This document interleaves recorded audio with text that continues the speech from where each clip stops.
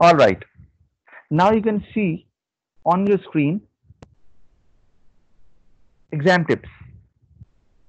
Okay, you are already familiar with these four assessment objectives which are required to be part of your answer, okay, to get maximum marks.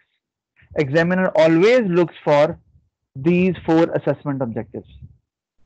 Okay, now knowledge you already know about it. When you define a term, okay, you get marks for knowledge because you demonstrate knowledge there. Okay, so that term, if it is there in the case, because the term must be relevant to the question. I told you earlier as well. For example, you are talking about human resource management. You can define what is human resource management, but you cannot talk about marketing. Why? Because this is not the topic under discussion as far as the question is concerned. Okay, so that is um, required from the students. Second, okay, definition is fine. You can start with a definition. Even in the body of the answer, you can come up with definition. And I have seen many students defining terms in the body of the answer as well. So that's good. So for example, you mention economies of scale and then you start before explaining how there will be economies of scale in the business or how it is going to give the benefit to the business, you define it first. So again, that is uh, demonstration of knowledge, and you will get marks for that as well. But another way to demonstrate knowledge is you can start with a point. For example, it could be an advantage, a feature, a disadvantage, right, which is not there in the case study. So if you do that, again, you can have marks for knowledge. For example, you are writing an advantage of integration. Why I'm giving that example? Because you just answered that question, the assignment I gave you. So, for example, if you are writing an advantage and it's not there in the case, okay. So, if you mention that, you write one sentence, it means you are showing knowledge. Why? Because it is not there in the case. But if you take an advantage which is already mentioned in the case and you explain it, you analyze it, you develop your answer and link it to the case study. So I told you earlier, you can get marks for analysis, you can get marks for application, but there will be no marks for knowledge because the point is already there in the case. So, but if it is not there in the case and you still think it is an advantage, you can write it. So, in that case, it can be part of your knowledge as well. In that case, you are showing knowledge. Sir एक question जी, please. Sir अगर अब let's say कि horizontal integration की case study में वो लिखा हुआ है उसका एडवांटेज के economies of scale can be reach, तो sir what if we define economies of scale, तो ये नॉलेज का मार्क हमें मिल नहीं सकता? Absolutely right. You are right on target because the concept is there in the case, but they have not defined it there. So if you define that term, you will get marks for knowledge. But I am explaining something else. I am saying you are quite familiar with that knowledge marks can be obtained when you define a term which is relevant to the question you are answering. Fine. But I am telling you, you can get marks for knowledge in another way as well. If you are unable to define something, you can get marks for the knowledge in the body of the answer as well. How? By showing an advantage, by mentioning an advantage before explaining it, which is not there in the case. But you know that it is an advantage, it is a valid point. So you can get marks for the knowledge as soon as you write that point. And once you start developing that point, you will start getting marks for analysis. And if you find, okay, now the next is application. If you find an evidence from the case as well while developing your point and you include it in your answer, you will get marks for application as well. So basically application, so knowledge now you, I think you understand it, that there are two ways to demonstrate knowledge. It's not all about definition. Application, that you have to, whatever you are writing, you are developing a point, you have to find an evidence from the case. Whatever point you write, do not write a general point which has no link with the case study, because there will be a problem then. There is a purpose of giving you a case study, that you have to remain there in that context. Okay, then we have analysis. Again, you know what is analysis? It is basically the development of your point.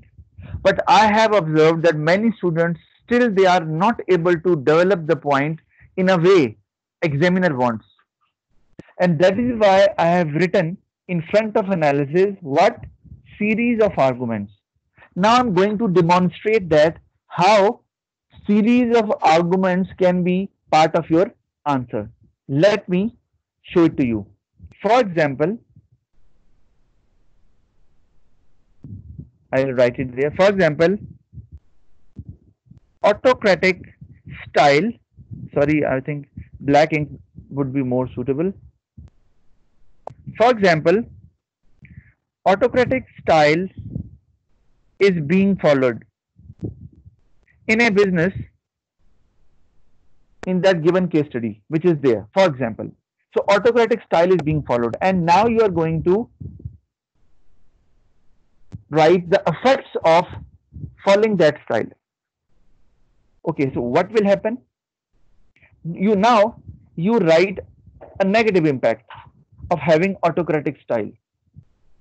Now, what is it? I write here that if autocratic style will be followed, workers will be demotivated, right? And why they will be demotivated? You can write that because they do not have any say. They do not have any say in decision making, right? This is an argument you gave, but now I am converting it into series of arguments, right? How? Let me show it. Sir कमर को add कर दें. Kamar again is late, so Kamar can come with his school ID and the time will be noted by the software. Okay, sir. Because he is always late. Okay, now this is an argument, but this is not a series of argument. Because if you want to score maximum marks as far as analysis is concerned, you have to come up with series of arguments. Now, what is it?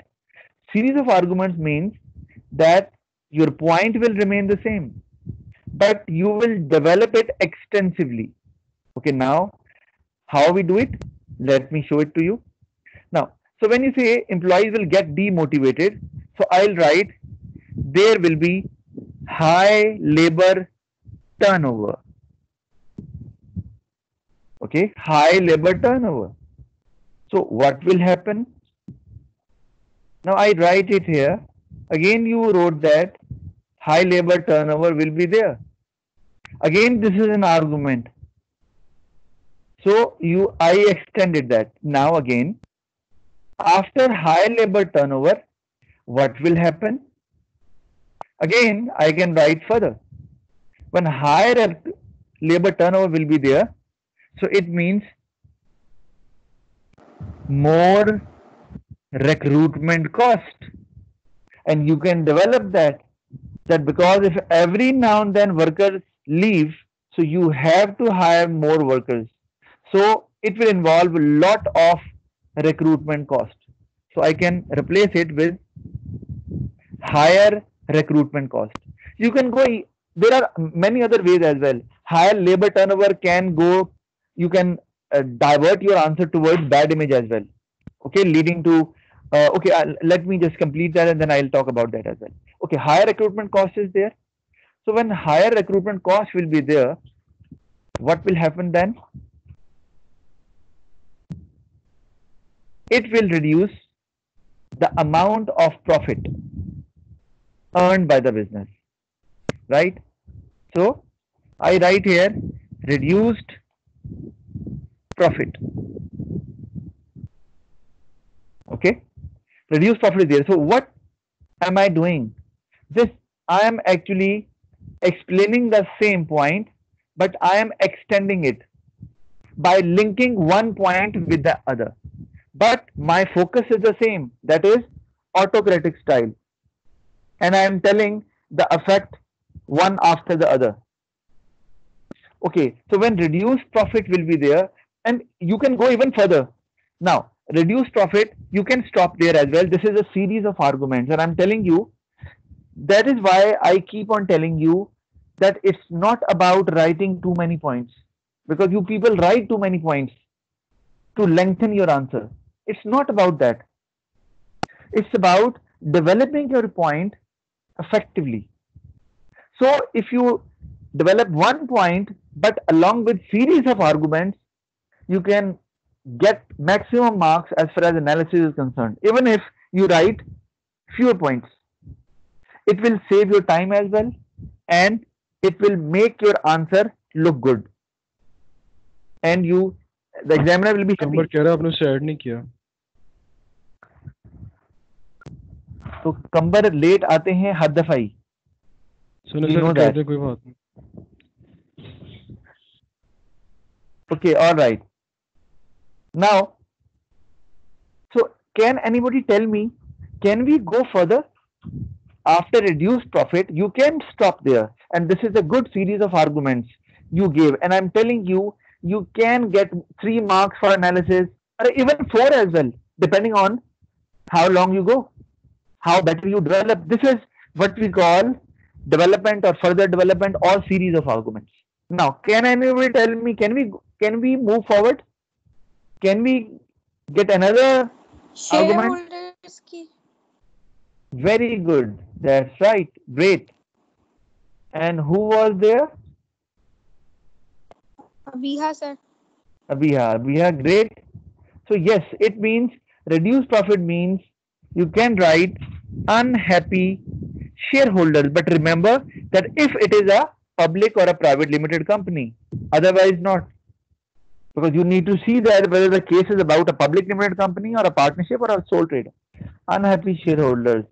So, and you can go further, but again, you have to see the time as well. Again, or you can write in another way that reduced profit is basically, let me write it here. Reduced profit is a source of finance. You know that we did study that in AS level. Is a source of finance, and business will find it difficult to expand. And if in the case it is mentioned that the business is planning to expand, so then it is right there in the context. The source of finance will not be available, especially internal source. So this is how you can carry on with your analysis, and this is what we call series of arguments. And this is the most effective way to get maximum marks as far as analysis is concerned. But it must be in context as well. I hope you understand that. Okay, another way is, after talking about high labor turnover, you can go the other way as well.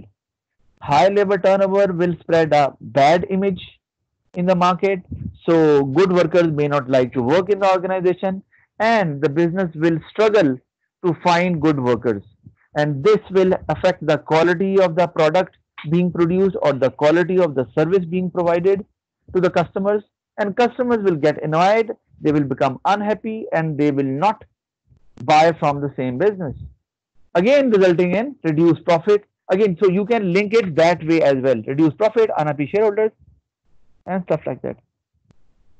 All right. Okay, so now I think you understand that. Final is valuation in the body.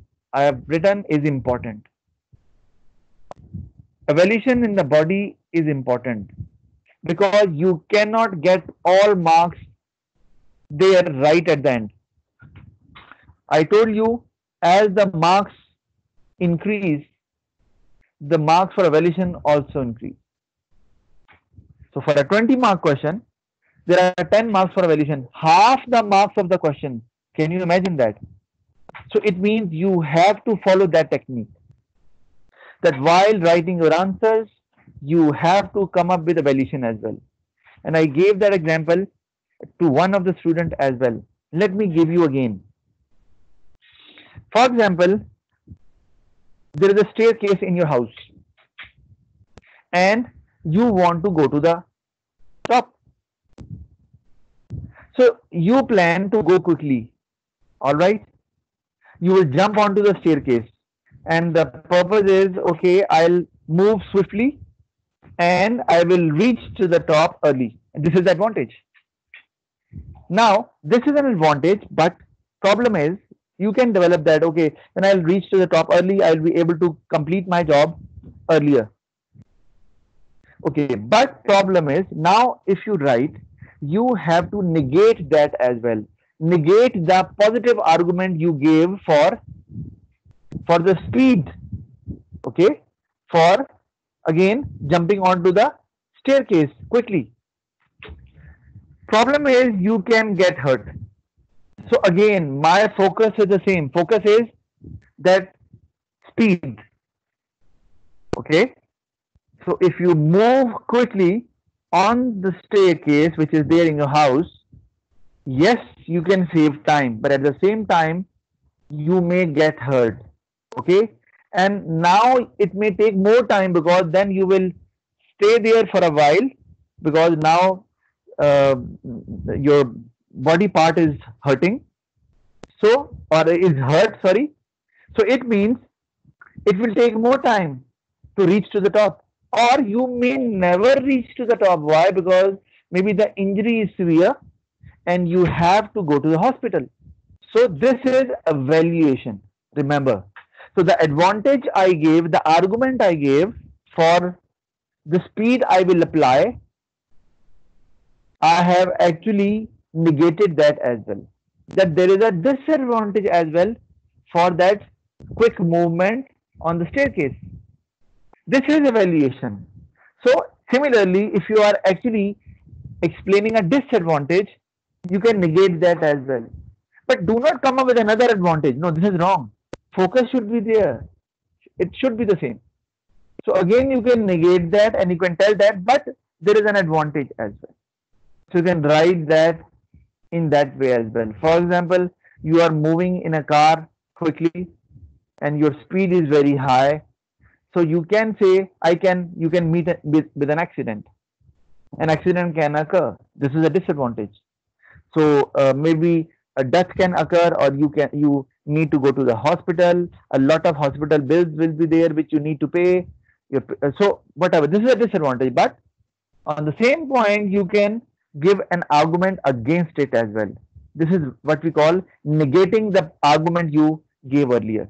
You can say, but maybe I can reach to my destiny earlier. And because there is an emergency, I have to move quickly. So I might reach there at the right time and I can save someone who is in trouble.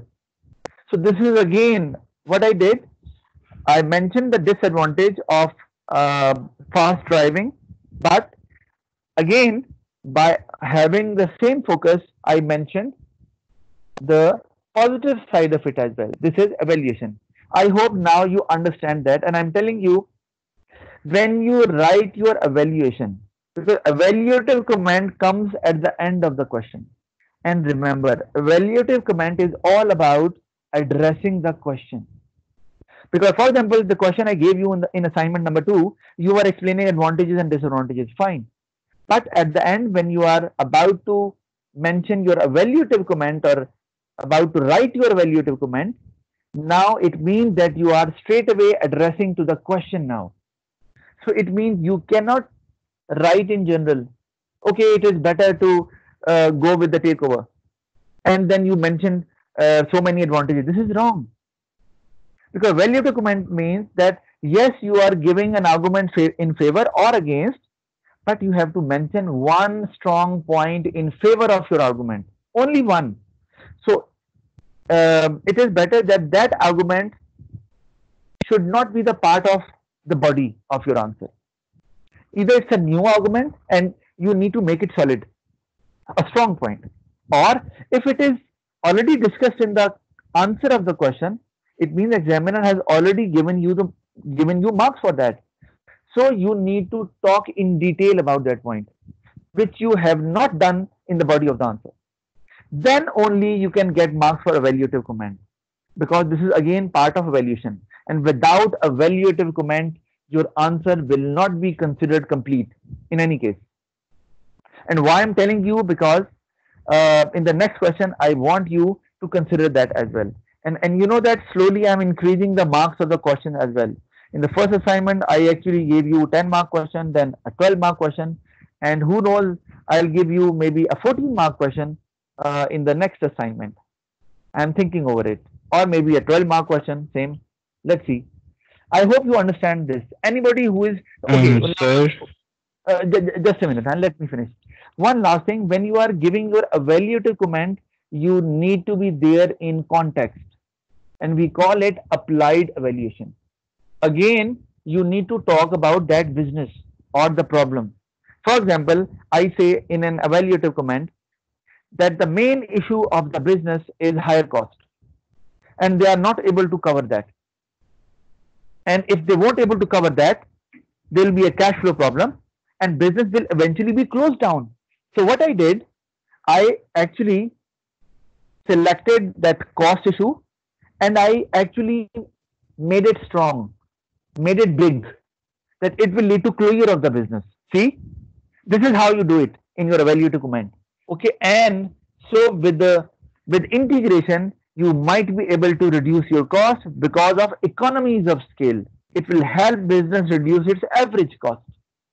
Okay, or with a new takeover, you will be having advanced equipment and building as well, and you might be able to charge higher fee from the students, which you were not able to do it earlier because the owner was quite scared about that if they further increase the price, there will be a problem. The students might not pay it. So now there is a justification that because now there is a new building, new equipment, so higher fee can be charged, and then the problem of higher cost can be solved because now with the help of higher revenue, that cost problem can be solved. See, so this is how you. So my point is, my argument is only one. You can come up with more than one, but it is always better to come up with one point and make it big, so that it can support your argument, whatever you are giving, either in favor or against. Yes, now I'm done with it. Now, any question?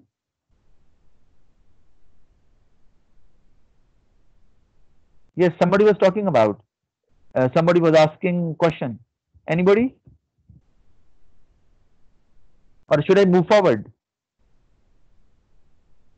Sir एक minute इसका screenshot लेना है, आप जरा ये kindly side पे करिएगा अपना. Okay, all right. Just a minute. Sir वो आपने कोई असाइनमेंट दी हुई थी पहले की? Sorry, who is there? कोई student? I have given 2 assignments, and I'm shocked that you do not know about it because I have shared it in the group as well. Very strange if you do not know about it. और अगर ना की हो तो क्या होगा sir? Obviously, I am sending marks to the management, so they'll tell you what they'll do. Obviously, they'll either call your parents that you are not doing the assignments, and secondly, you will suffer in the end when exams will get closer, because I am telling you, problem is that you cannot learn this art, especially P3, at the end of your academic year. It's not possible कि आप रटा लगा लें किसी तरह से. You can learn that step by step, and the way we are doing it. If you try to do it after maybe at the end of the year when the exams get closer, you might not be able to get any benefit because you won't be able to learn it at all. That is the problem. तो 2 aspects मैंने आपको दोनों बता दिए. I hope you got it. All right, let's move on to the topic we were covering. All right. So let me give you a quick recap. I hope you are able to see it, or maybe in a minute you will see it. Yeah, now you can see it. So we were talking about external factors that influence business activity. So for your convenience, I have written few definitions so that you can understand about the terms which we have already discussed. Let's see first. Employment contract, we have discussed that. It is an agreement between employer and employee about the terms and conditions of employment. And it includes many things. We have discussed that. You can write that such as working hours, uh, timings of the job, pay structure, promotion policy, even disciplinary policy. That if an employee does something wrong, what action, legal action, the company or the business can take. This will be part of trade union. Sorry, employment contract. Then we have trade union as well. So trade union is a body or organization consisting of workers that protects the rights of its member workers.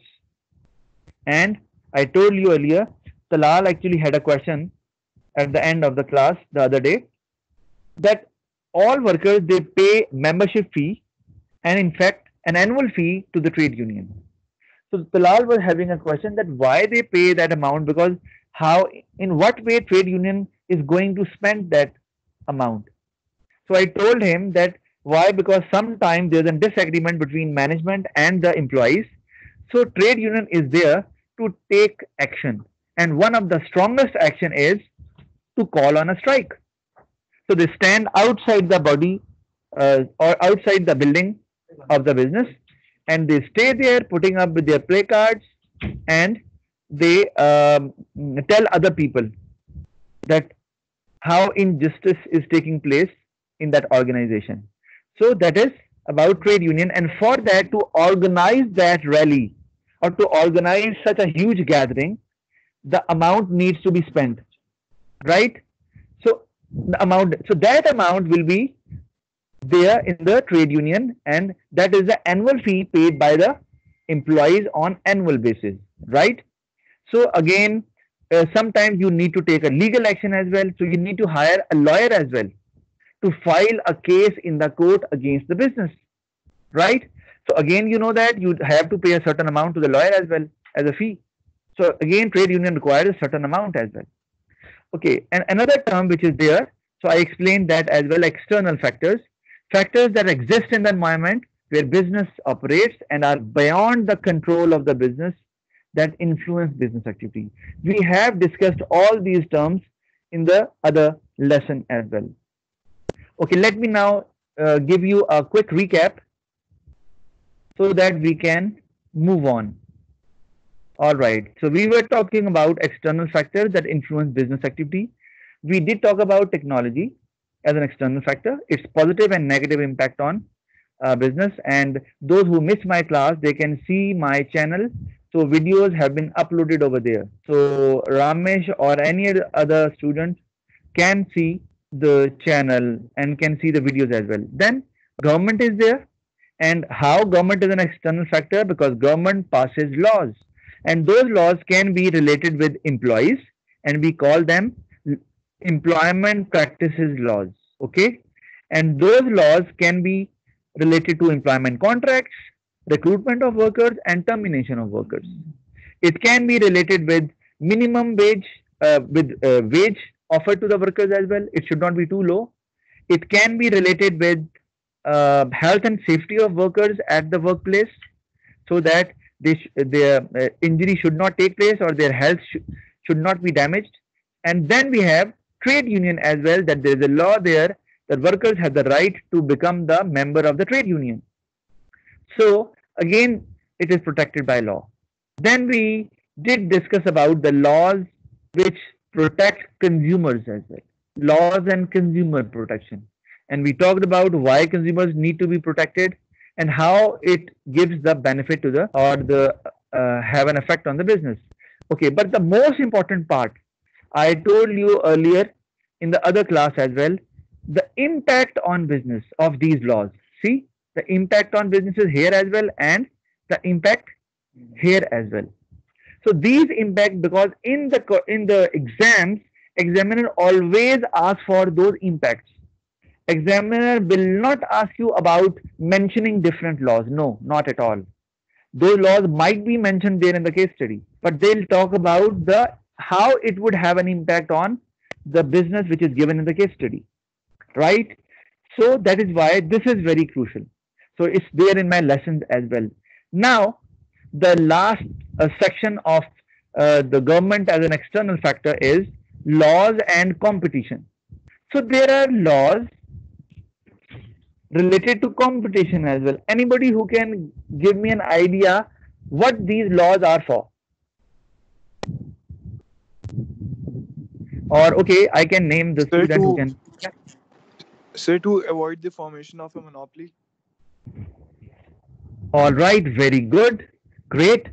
So one is law. Why laws are there? Because they protect competition. Government always wants more businesses to be there in the market, because if there's only one business, they'll create a monopoly, right? So, and you know that how monopolists they exploit consumers. So one is, yes, one factor is that they want to protect competition so that people can buy, can have a variety of products and they can buy whatever they want. All right, what else? Aniza, Hamid, can you comment on that? One is to avoid monopoly. Fine. What else? Aniza? जी sir.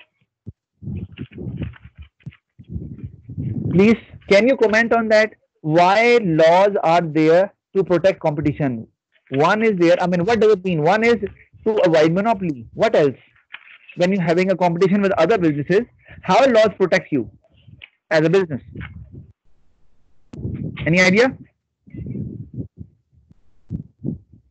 Yes, Aniza, please speak up. No sir, I don't know. Okay, all right. Fine. Fatma Shakil, any idea?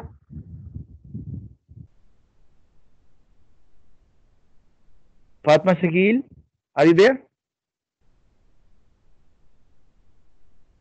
Hello? Sir वो mic नहीं on हो रहा था, मैं बताती हूँ. Sir, it is to protect consumers because if they will exploit the customers. Okay, all right. Exploit the customer. Who? Monopolist? Yes, sir. Okay, all right, good. Okay, this is the same point, which was actually, I think, explained by other student. Fine, all right, all right. Okay, listen. Now competition. Sir Yes, please. और ये भी तो होता है कि दो companies एक साथ वो कम्युनिकेट करके जो अपनी प्राइसेस हैं वो इंक्रीज कर देती है, तो गवर्नमेंट ये प्रिवेंट कर सकती है रूल डाल के इस मैक्सिमम नंबर से ज्यादा आपकी प्राइस नहीं होनी चाहिए, may be something like that. Okay, all right, all right. Okay, listen. This is about passing a law regarding maximum price. It's fine. You are right, and we call it. I think you'll study that in economics as well. We call it cartel. I'll talk about it, but I don't want to go into that detail because I'll show you that, and then I'll tell you what is a cartel. Basically, cartel is an agreement between firms where they make an agreement that we are not going to reduce price. So it is a form of a monopoly. Although there are many firms, but competition means that prices will fluctuate. Some businesses will be ready to bring their price down so that they can attract customers. So in that way, people can get the benefit of cheaper prices, lower prices. But if there is a cartel, means that there is an agreement, formal or informal, between businesses, they will not reduce the price. So despite so much choice there for the consumers, they may not get a lower price product at all. So this is again a form of a monopoly. So you are right. So government is against such agreements. So yes, that is why Sir, the law is for. Yes. Sir, competition also increases the innovation of businesses. For example, say a business will try to be better than its competitors, which will for which it will increase its innovation. Absolutely, that's right. It means that again you are explaining me the advantages of having competition in the market. Again, if you avoid monopoly, what would be the benefits? Again, the focus is the same. Okay, let me explain you because you are not actually able to reach to that area which I'm going to talk about. That is that there should be a healthy competition. For example, there are lots of rumors. A new company comes in and there are lots of rumors about that company. And you know that when actually Lay's was first launched, there was a lot of rumor about it that the chips they make, made from pig fat. And you know that it is absolutely against the religious sentiments of a person who is a Muslim. So there was actually a rumor there. But later on, do you know what they did?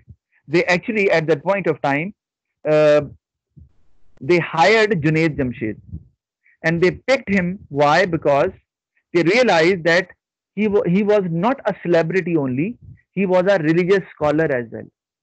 So in that ad, they showed Junaid Jamshed eating chips and telling people that it is 100% halal.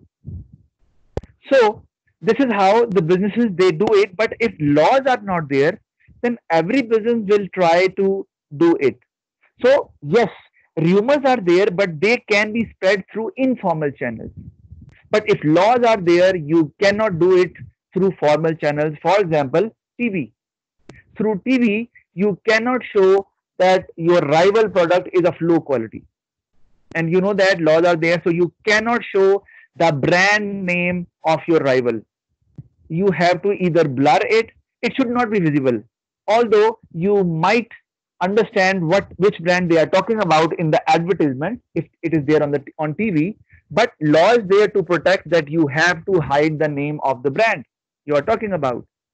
So this is how again it helps in making creating a healthy competition rather than telling people about uh, the weakness of your of rival products, or maybe telling some misinformation or communicating something which is not true to the people. So that is why the laws of competition or laws related to competition are there. Now let's discuss them one by one, and you can see there's a cloud there as well to avoid anti-competitive practices. So do you know what is it? Okay, let me first talk about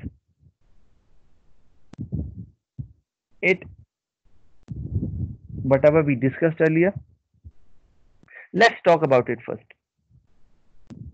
How do monopolies, laws, law and business competition? Why it is there? Because the people will get a better quality. You know that lower prices, wide variety. I am not going to explain that because I believe that you can easily develop these points. There is no problem at all. So remember, the laws which help competition to grow, they are against monopolies and they are against uncompetitive practices or anti-competitive practices. I'll tell you what are those anti-competitive practices because okay, let me just finish it first. How do monopolies develop? One way is integration. For example, there are three businesses in the market uh, selling sports goods, and now they have merged together. So now there is only one. So integration can help monopolies to grow, can create monopolies. Similarly, high entry barriers such as huge startup costs. For example, uh, you want to set up a nuclear power plant, and to set up a nuclear power plant, you require a huge amount, billions of rupees, and it's not easy for every business to have such a large investment. So if certain business requires a huge investment, then obviously competition may not take place because other businesses may hesitate that if it doesn't work, then the loss will be so huge that we will be bankrupt. So that is why it can also create monopoly as well. Patented products. Now, patented products mean those products which are again protected by laws. For example, you know that there is a brand. For example, if I talk about Wall's frozen desserts, I talked about it earlier as well. Magnum. So Magnum is a brand, right? So now they have patented it. What does it mean? They named it and they got it registered. So it means now no other business can use the same brand. Okay? Or Sometimes if you got it patented, now no other business is allowed to do it. This is also possible. So that may happen to businesses as well. Now, similarly, I can give you an example. I don't know whether I gave you that in the class or not when we were in the school. Pepsi in India, they actually filed a case in the court against four or few farmers in India, especially in the region of Gujarat. And do you know what was the claim? Anybody who is familiar with that case? Well, it's a recent update. No one? Okay. So actually, the farmers, they used to grow potatoes. So they actually filed a case that a certain variety of potatoes they are growing, we have a legal right to grow them because we use those potatoes in our one of the brand called Lay's. So they have no right to grow such potatoes. Now it was very strange because earlier we were familiar with patented brands. Now there are patented products as well, like potatoes. And you know that there's a difference between brand and a product. Product is can be anything you use, but once you name it, it becomes a brand. So they filed a case in that court and they actually asked for 1 crore from each farmer of using a certain variety of potatoes which they are supposed to use only. I am talking about Pepsi. Okay, but later on, what happened? Then the Farmers Association came into the support of those farmers, and then out of court settlement happened finally that they allowed the farmers to grow those potatoes, but they told them strictly that you will only supply such variety of potatoes to Pepsi only.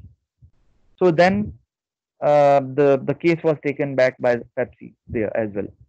So patent if once products are patented, obviously the other businesses or other people can't use it. So obviously you will have a monopoly. Okay. Similarly, legal protection. Okay, so it means Pepsi is there. So can any other business produce the same soft drink with the name Pepsi? Obviously not. Why? Because Pepsi is a patented product. Same is the case with Magnum as well. I told you earlier. It's a patented product. Okay, then we have, so monopoly can be created. Then we have legal protection. And normally it is done for public corporations. Think about PIA. Now they have a legal protection. Do you know what is the biggest advantage of taking services of PIA? Anybody? What is the biggest advantage? Can anybody tell me? Aisha? Can Sir, you वो explain? cheap होती है. Cheap. Okay. All right. Oh, that is because of public corporation. All right. Fine. But what is the other advantage? In what form it is legally protected? PIA is the only airline in Pakistan which can have a direct flight to Europe. And you do not require any connecting flight. Otherwise, if you take some other airline, you have to stay there in their country of origin. For example, if you go by Etihad, you have to stay in Abu Dhabi. If you go by Emirates, you have to stay in Dubai as well for maybe a couple of hours or maybe more than that. So they have an advantage, but they are legally protected for that. No other airline can do that, and that is why still PIA is going on. Otherwise, their service is not that good, you know that, and they had a plane crash recently as well. Similarly, talk about Pakistan Railway. They are legally protected.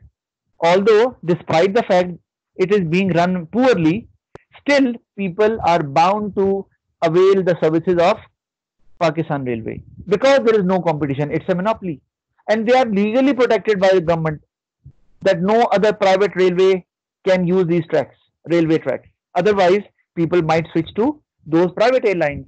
So again, this can create a monopoly as well. How are consumers affected by monopolies? You know that I'm not going to discuss that. Positive and negative impact, you already know about it. But I want you to answer one by one. Bisma, what is the negative impact of a monopoly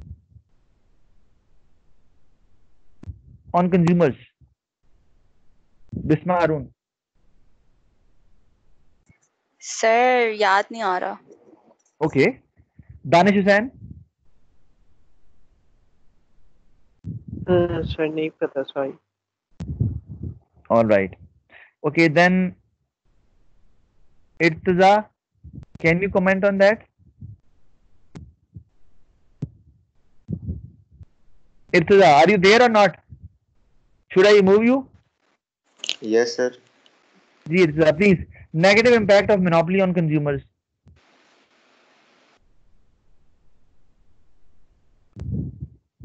Irtaza, please. Speak up.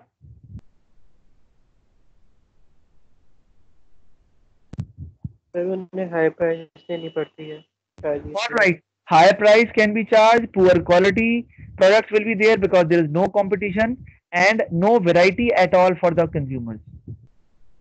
And positive impact is, can anybody tell me, any volunteer, is there any positive impact on consumers of a monopoly?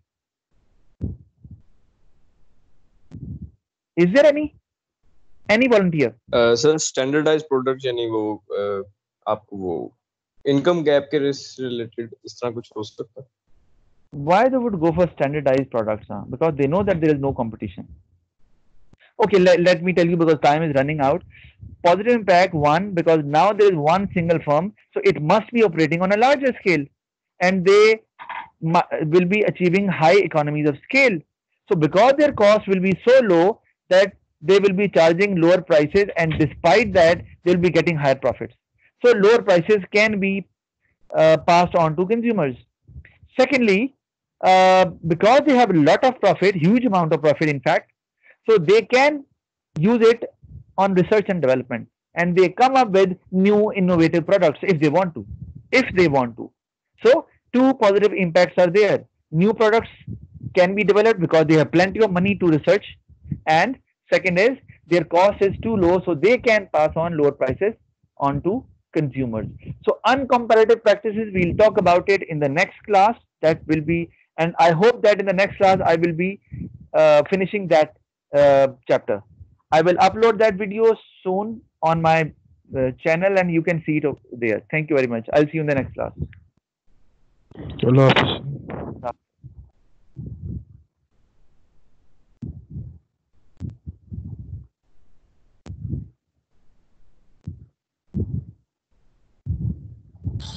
Sir ji sir मैंने पूछना था answer कब तक मिल जाएगा sir. अभी तक मुझे नहीं मिला चेक होके. आंसर आपको अभी नहीं मिला. Okay, all right, you will get it very soon now. आज या कल में मिल जाएगा. ठीक है sir, thank you and Allah Hafiz sir. Hafiz.